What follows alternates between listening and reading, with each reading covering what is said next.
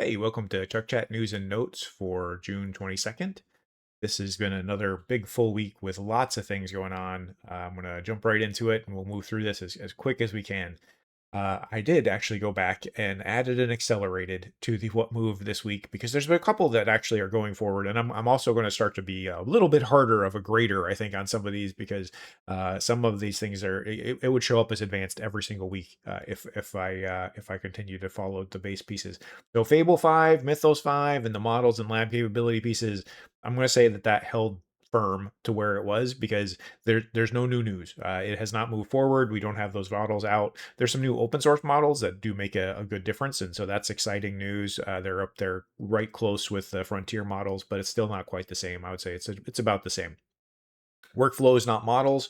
This one accelerated. I like the number of things that hit this week in terms of capturing workflows, integrating workflows directly from your codex or from your Claude. That is one of the new battlegrounds. There's releases and pieces coming through in there every single day right now.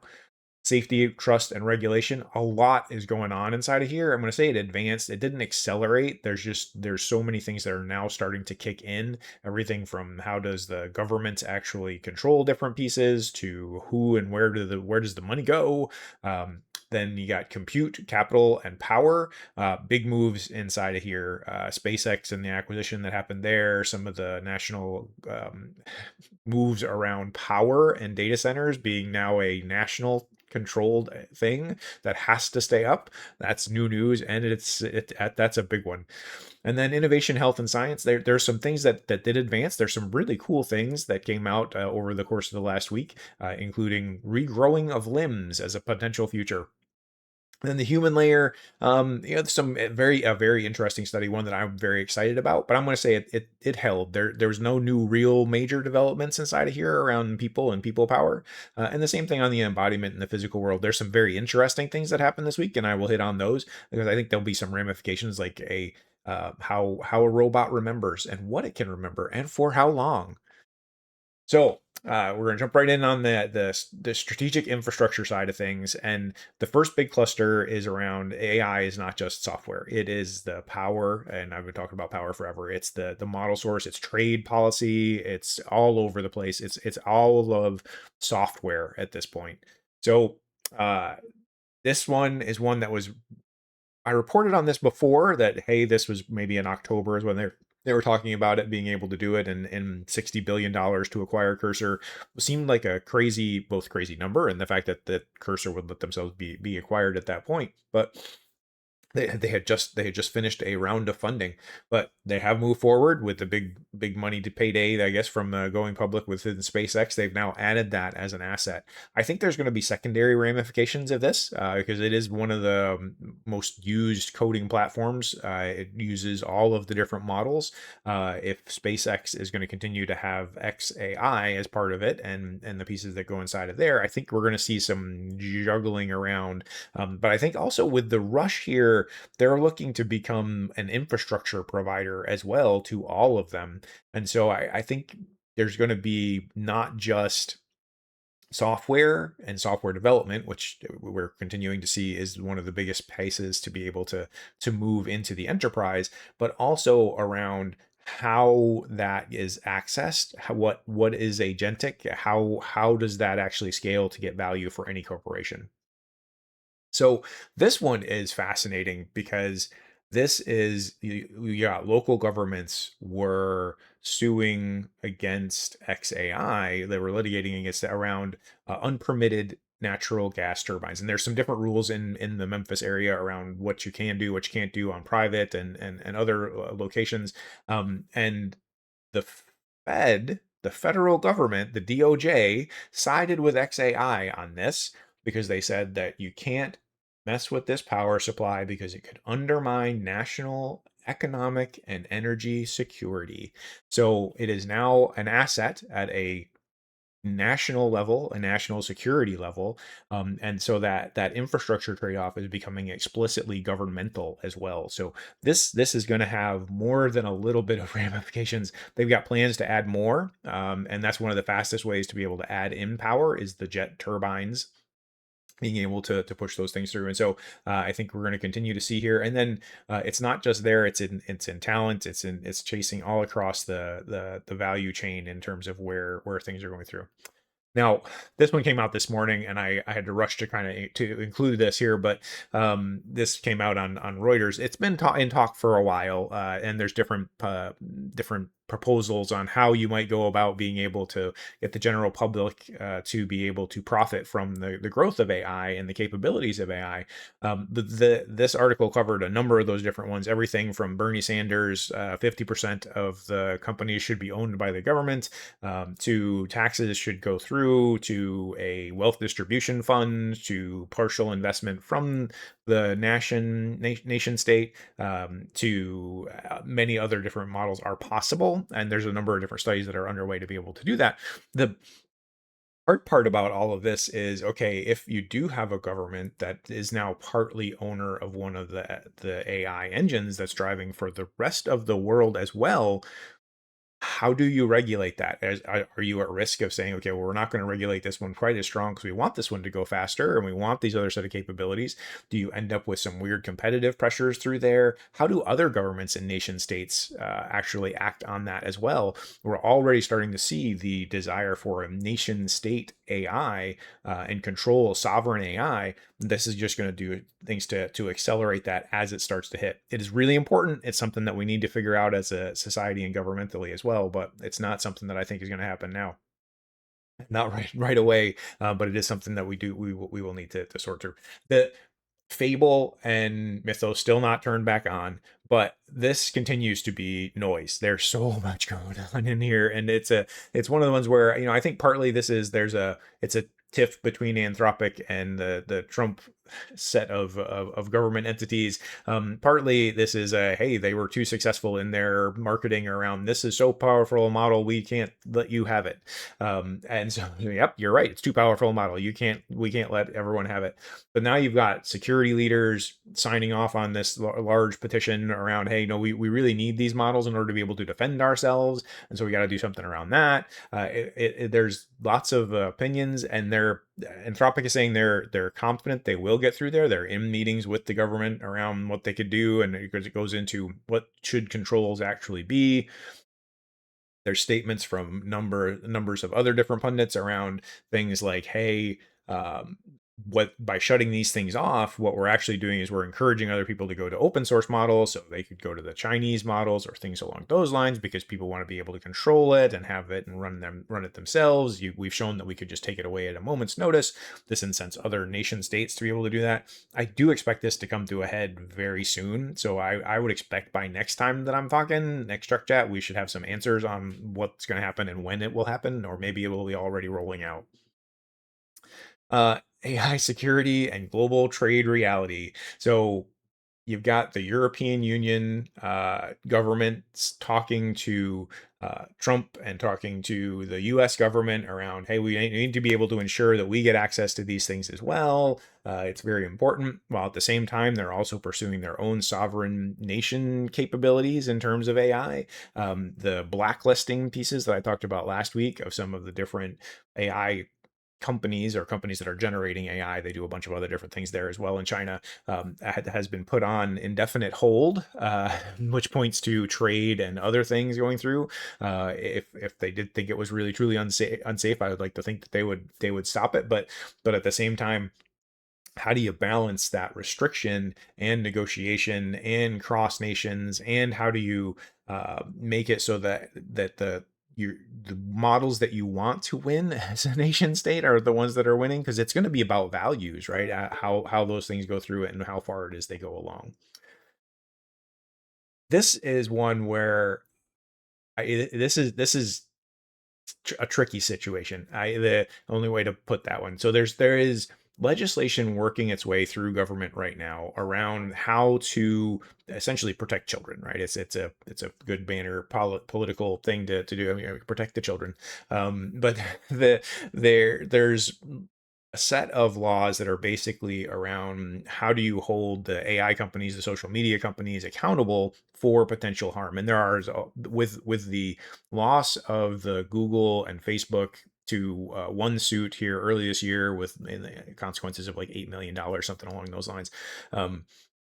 There's now a swath of them coming, and there's local legislation that's starting to pop up. So this particular one in Ohio, they're saying yes, they can restrict social media access for children under the age of 16. It requires parental consent. It requires active verification on age, and that they're allowed to be able to do that. Meanwhile, at the same time, you've got Meta campaigning to get exempted from some of the laws that are going through there, protection against some of that from the child harm lawsuits. And so I don't know where this is going to end up. Somewhere in the middle. You got to figure out, how do you do it? How do you do it safely? What is the right way to be able to do it? I don't think either extreme is going to be the one that wins or should win, but it's definitely going to be one of the hot topics for a while.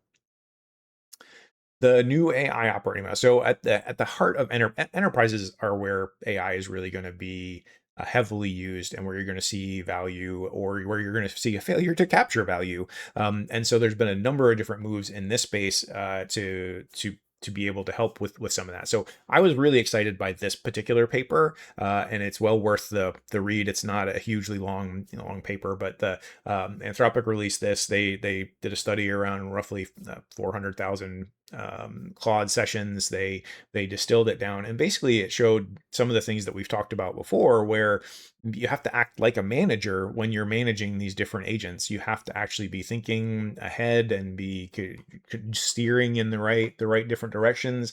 And the work and the quality of work shifts based upon the goals, the constraints, the way that you actually set it up, and how you actually manage it. The more expert somebody is, the more likely they are to be successful in their particular field. Not expert in prompts or expert in Claude, but the expert in your field, because you know the things to ask for it, rather than just the simple prompts. And they show some real compelling information around the move from novice up to expert as you get more comfortable on pushing back, and what things to push back, and how to put together some of the different bounds around different things. And I picked a couple of the different graphs here that I thought were pretty compelling. When you look at some of these, the idea that you get more value out of that from a manager point of view, the division of labor, the split. It's deciding. Claude is deciding how. You're deciding what.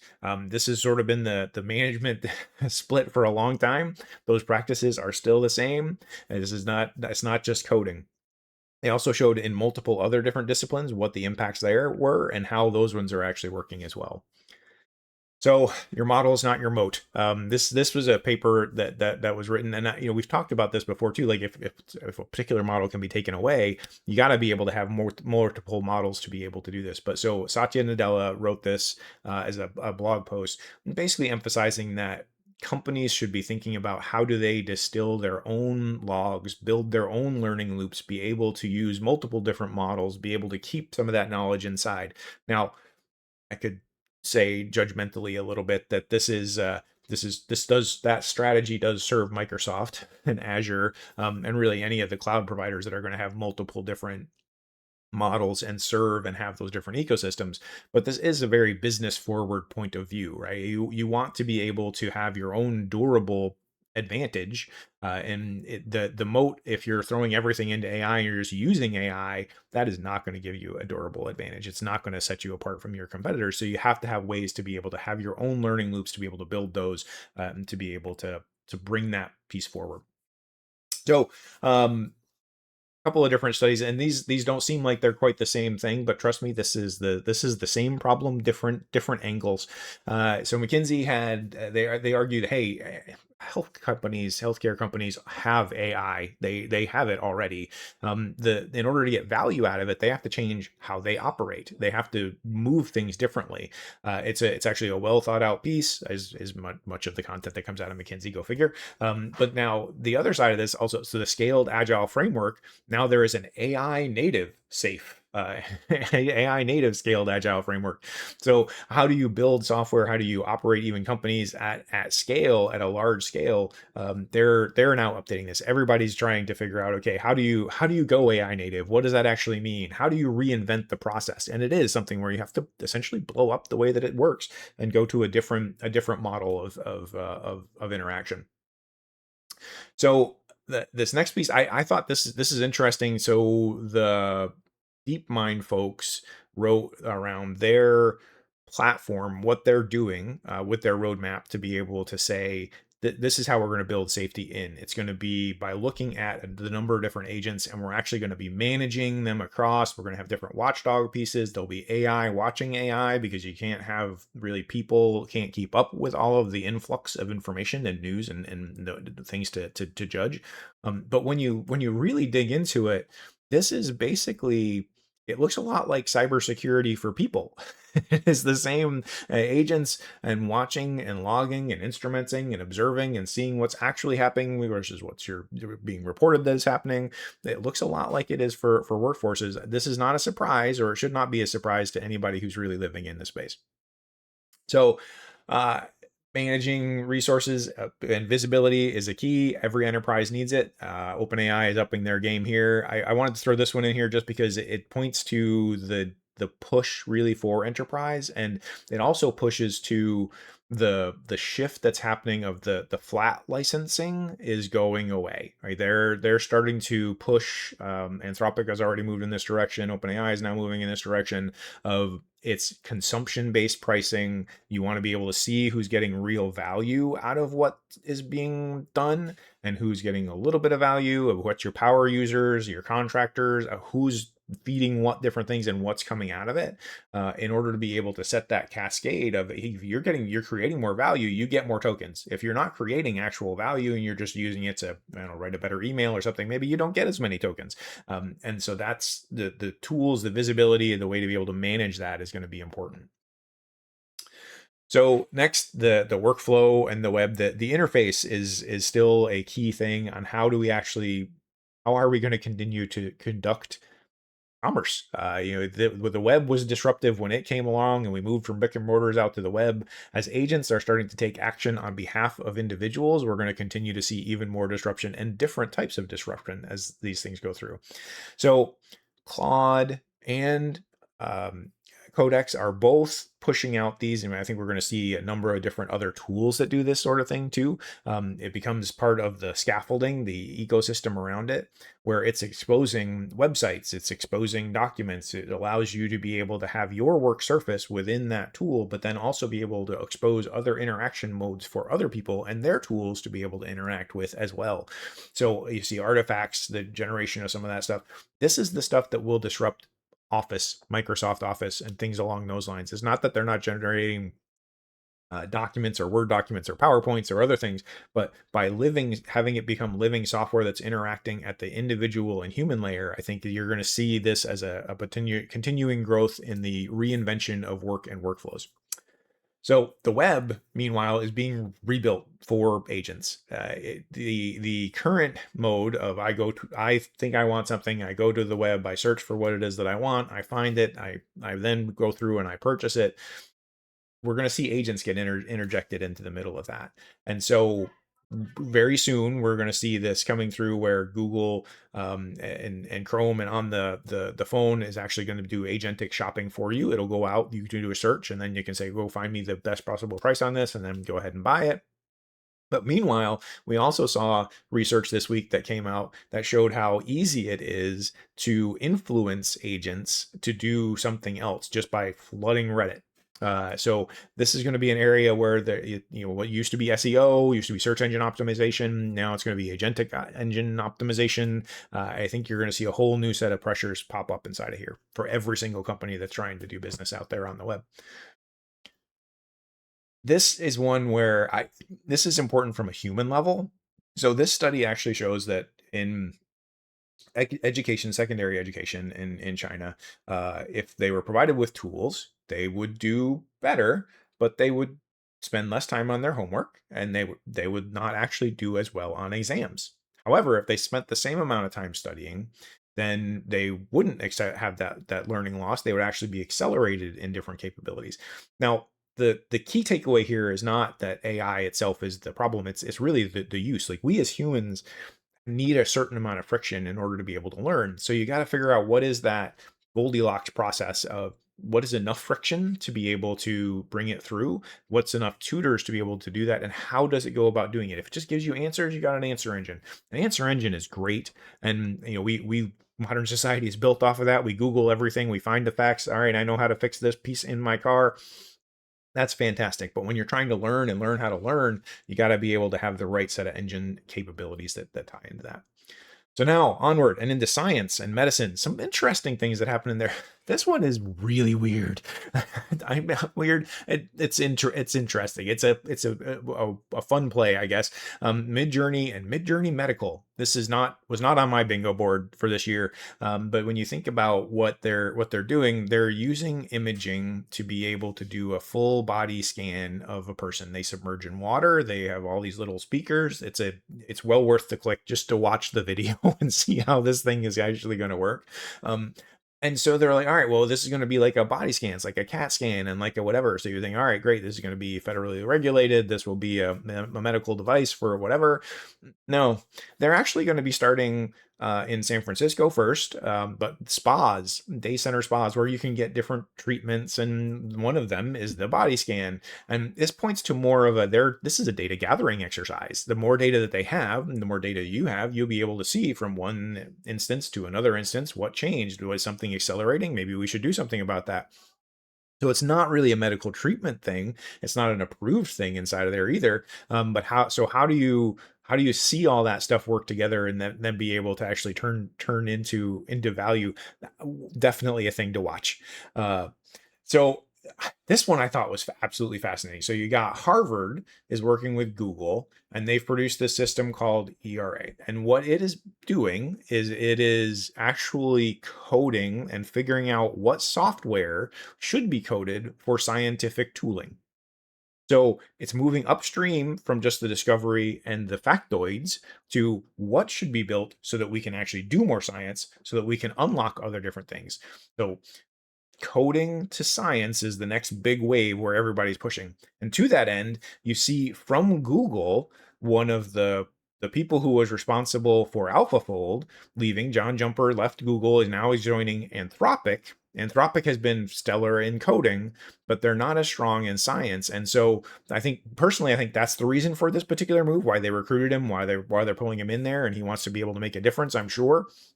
But that's big news. These are things that will have secondary effect ripple waves. A long-term memory for robots.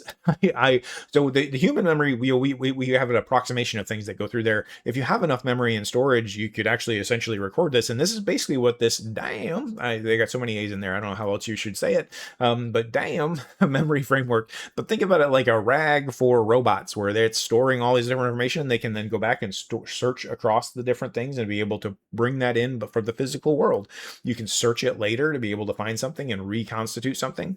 This is a whole different category of observability, a whole different thing where initially I think you'll see lots of value in this in places like warehouses and factories and work areas. But it could go everywhere, like from traffic to just so many possibilities. Now, biology, continuing deeper into some of the healthcare pieces. This I thought it's an interesting study. So because of a couple different specific things. So they found in newborns that not only does DNA actually break itself to go through a tight space, it will then repair on the other side. So historically we thought, well, DNA degrades over time, it breaks over time, and then that's part of what causes aging, part of what causes problems. But this is in actually infants, so that it's forming, it's building, it's growing. And then the other piece where we're seeing, okay, DNA repair and DNA repairing going rogue is part of what is suspected to be to cause cancers. But you see this from both a brain development as a positivity thing, and you also can see it as a repair thing. And so the ability to instruct that and figure out what is the right ecosystem around those, that's really where the science is, because if we can do that, we can do all kinds of amazing things to be able to repair people's DNA. It's a whole different field of cancer treatment. The vulnerability pieces around it are huge. So those are all studies that are well worthwhile. So thinking about repairing, this paper, and this comes from Texas A&M, they regrew. Now this is not human ready yet, but regrew limbs from this is the Chuck spends too much time reading mouse studies, right? But so by building the right things, activating the right pieces within DNA and within the ecosystem, they were able to regenerate full limbs. So normally what we find in mammals scar, right? It's a default thing. And that's sort of an energy retention and preservation thing. It's easier, it's better for the host. But if you have all the right things and the right ecosystem around it, you can actually regrow those things. So in the future, somebody loses an arm, we may be able to grow them their own new arm. It's just amazing. With science and magic, right? This is where that is.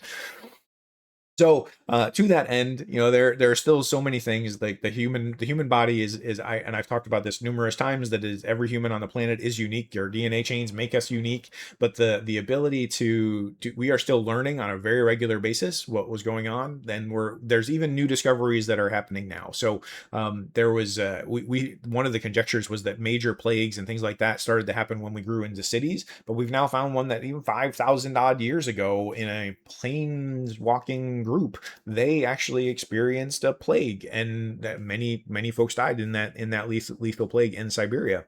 A primate study that there's one where it shows that actually we probably evolved in a different environment than what it is that we're thinking about from a nature point of view, and cold and dry environments rather than tropical forests, as we've thought for a long time and assumed for a long time. So lots of interesting things that are continuing to show up. We think we know, but we're still learning.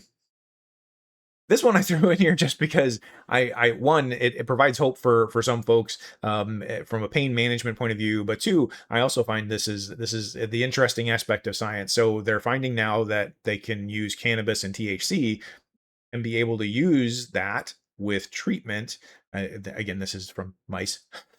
Chuck spends too much time reading mice studies, but they were able to treat the pain without the high. So this is important from a pain research, from a ongoing addiction point of view, for relief and all that. These are important studies to be able to go through there. Now, more work to be done. You got to get past mice. You got to get actually into humans, etc. All right, so there is work that happened in the physical world as well that did advance a bit. I'm still calling this as a somewhere in the held area, because it's not like giant leaps, but batteries with different materials. So the current state of the art uses cobalt lithium batteries, and now what we're actually starting to see, the Chinese have got sodium batteries that are roughly equivalent. They don't last as long, they don't perform as well in cold, and so there's some different important pieces there, but the science shows that they're on par with some of the best batteries that are out there, some of the Tesla batteries. And so I think we're going to continue to see this growth and this evolution, and also a study that showed that, hey, the cobalt chain is at high risk. It's been a specialization thing for a long time, and so there was a study that showed that, hey, we probably need to place some special attention here to make sure that the resilience as we continue to grow battery needs and energy needs is there. I threw this one in because this is an interesting dive in from a study point of view. The not just advancing quantum from chips like we saw last week, but different ways to be able to do this just by changing the way that the structures actually work. So it's not just quantum by quantum sake, but it's also geometry. So they're solving it from a math point of view, and where can it actually go? And then onward for bloopers for this week. I don't know why, but it just ChatGPT does not seem to like me on the weekends here just lately. So I got some very interesting results. This one was a local gen. The other one was the partial one, where it builds the vector thing and then it tries to layer things over. Anyway, not subtle. Lots of information. I'm going to continue to throw lots of things at you. I have got the new newsletter. I would encourage you to subscribe. I would truly appreciate it if you did. Like and subscribe here on YouTube as well. And I look forward to seeing you all next week. Remember, right now, this is a forming area in AI. The next phase is going to not be won by a single model or a single AI thing. It's going to be the organization that experiments. It's going to be the organization that moves. It's going to be the organization that learns the most on how to be able to operate these things at scale. And that's the key. If I could leave you with anything, learn how to do that stuff. Drop me a thumbs up. It means the world to me. Leave a comment if you would. Ask a question. Tell me what you want to hear about more or less. See you next time.